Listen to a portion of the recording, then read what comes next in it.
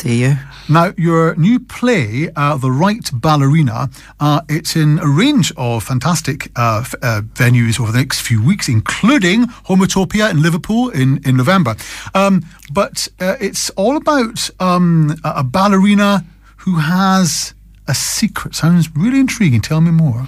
Well, it's actually based on the true story of Simone Clarke, who was one of Britain's top ballerinas, who was outed by The Guardian as being a member of the BNP. So I use that as the starting point for a play that goes quite surreal and absurdist. But it's not actually this person's story. It's not their life story. That was your inspiration. That was the inspiration. But actually you're going in your own particular direction. Yes. Mine takes those type of issues to an extreme area, which didn't happen to the actual ballerina herself. But it's based basically on that situation. The last time I think we did an interview, it was about your play set in the school. Yes. Yeah. Which I loved because it showed two sides of an argument, very finely balanced, and the audience could sort of there was argument on both sides, and you could side with this side and then that side.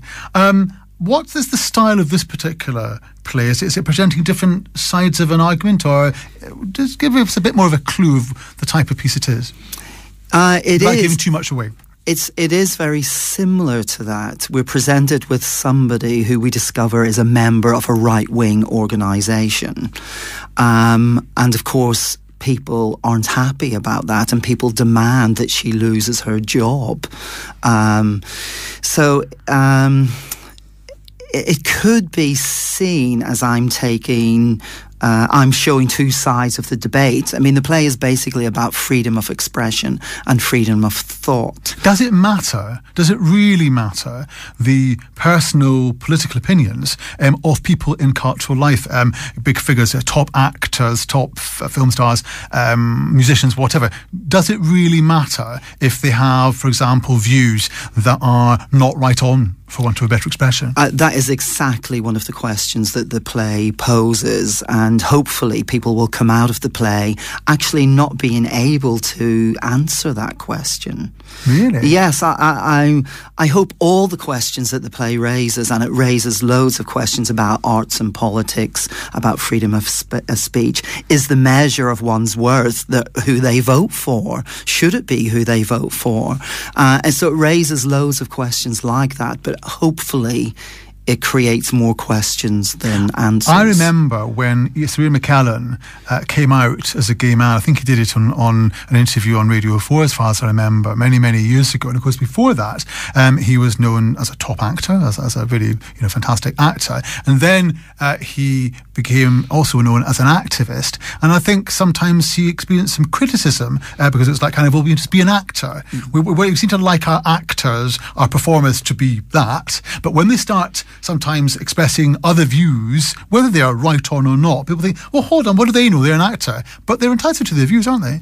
Exactly. I believe they are entitled to their views. And I mean, where do you draw the line? You can't start asking people in the interview process who they vote for.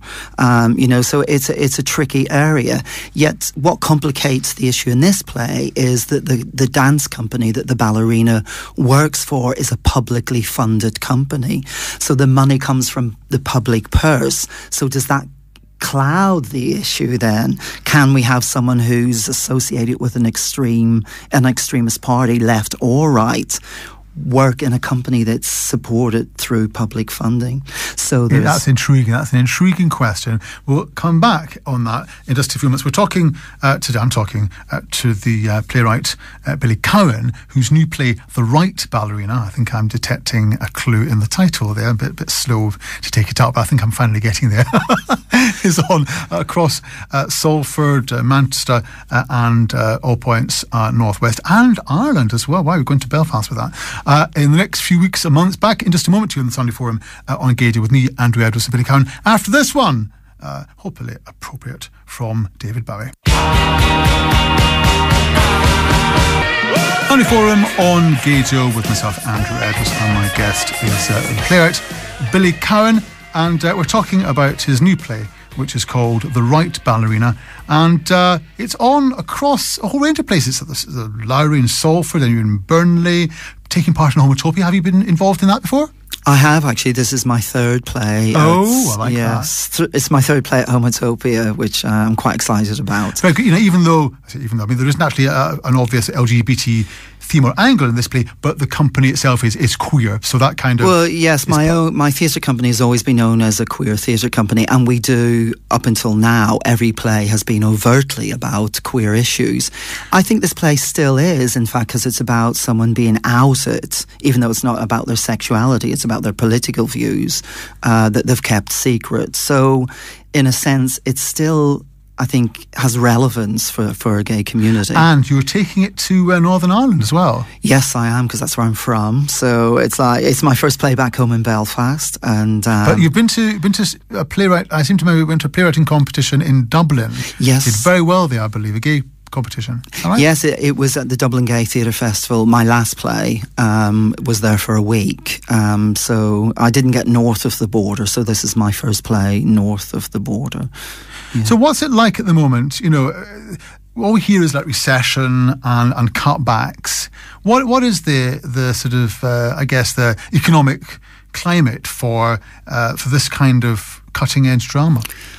I think actually theatre seems to be quite buoyant at the moment, in Manchester especially. You've got 24/7, you've got Manchester International Festival. The Z Arts have just been given £1 million. Yeah, how marvellous is that? Exactly. And I work for M6 Theatre Company in Rochdale as well, and they had an uptake in their Arts Council funding. So actually, it feels as if the recession isn't having an effect in theatre.